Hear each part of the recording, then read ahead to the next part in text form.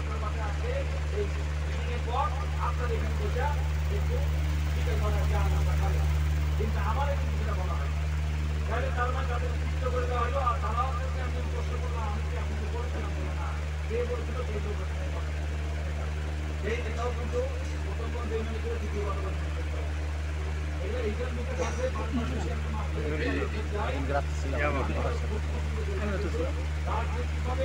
সাড়ে 3টে বাজে, কুয়াশা বাইরে বসে।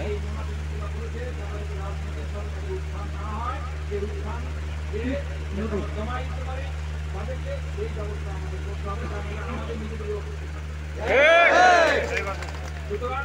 শান্ত হয়ে থাকার অর্থ এই না যে আমার নেতা কর্মীরা মাইক হবে, বিভিন্ন জায়গায় মামলা হবে এবং এই ধরনের জিনিস করতে থাকবে। আমি আপনাদের আশ্বস্ত করতে চাই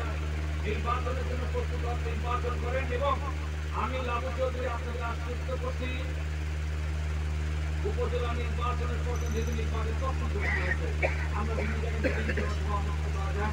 আমি প্রতিটা জায়গায় যে সবাই সাথে বসে সেই এলাকায় যদি কোন রকম আমার নেতা কর্মীদেরকে যদি কোনো ষড়যন্ত্র করে সাধারণ চেষ্টা হয় আর আমাদের সরকারে আমরা ক্ষমতায় আমরা এমপি আমি আমার লোকদের উপরে হাত দেয় তাহলে সেগুলি সহ্য করা হবে না, যা হবে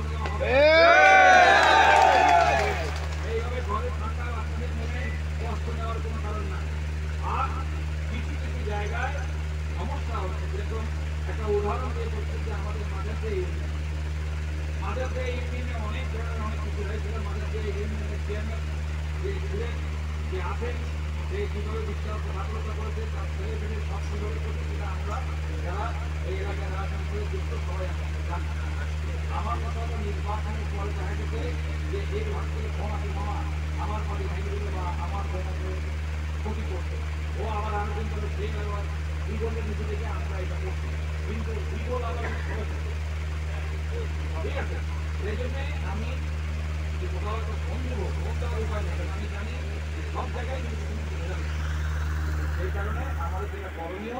এটা যে আমার মুরব্বী আমার পাশে কথা আছে